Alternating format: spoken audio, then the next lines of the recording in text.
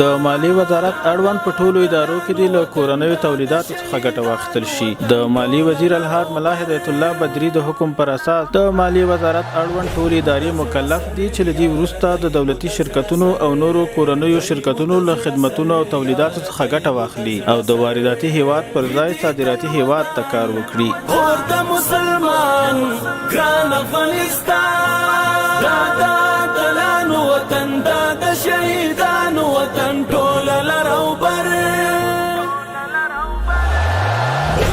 د ګاونډي هیواد پاکستان له لوري د افغانستان په ترانزیټي اموالو د وضع شویو محدودیتونو په اړه د مالیې وزارت اعلامیه دا چې د افغانستان مالیې وزارت د ترانزیټ په برخه کې اړینې اسانتیاوې رامنځته کړي. پر همدې بنسټ له ګاونډي هیواد پاکستان څخه د نړیوالو ترانزیټي اصولو له مخې غواړي ترڅو د افغانستان ترانزیټي اموالو سره د اسانتیاوو د رامنځته کولو ورته عمل وکړي او د محدودیتونو د وضع کولو پر ځای د اسانتیاوو د رامنځته کولو هڅې وکړي ترڅو د نړیوالو اصولو او ښه ګاونډیتوب په فضا کې دواړه هیوادونه مثبتې سوداګریزې اړیکې ولري.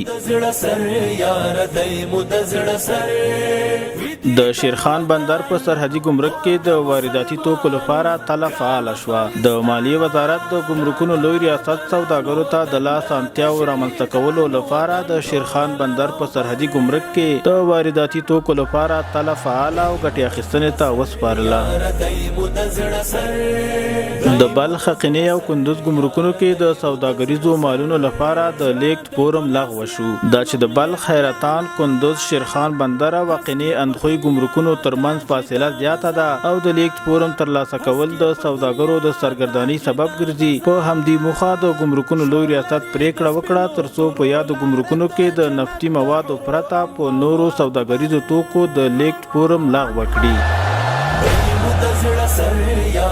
د تورخم ګمرک منصوبینو د نظامی تجهیزاتو د قاچاق مخنیوی وکړ. د تورخم ګمرک د تشریح برخې ویښو منصوبینو د ډبرو سکرو په بارلونکي موټر کې د سپکې وسلې 50 شاجورونه چې په ډیر مهارت سره ځای پر ځای شوي وو کشف او ونیول. د مزار شریف د سرې او بریښنا دولتي شرکت داوطلبي ترسره شوه. د یاد شرکت د راتلونکي تولیدي کال متوقعه د کیمیاوي سرې تولید آزاد مزایدې ته وړاندې شوه چې پکې 9 خصوصي شرکتونو ګډون وکړ او د عبدالحنان خصوصي انفرادي شرکت ګټونکی شو چې د داوطلبي ګټونکی شرکت به له دې وروسته د کود او برق شرکت تولید شوی کیمیاوي سره پیري او په ښه قیمت سره به یې د هیواد بزګرانو ته وړاندې کوي.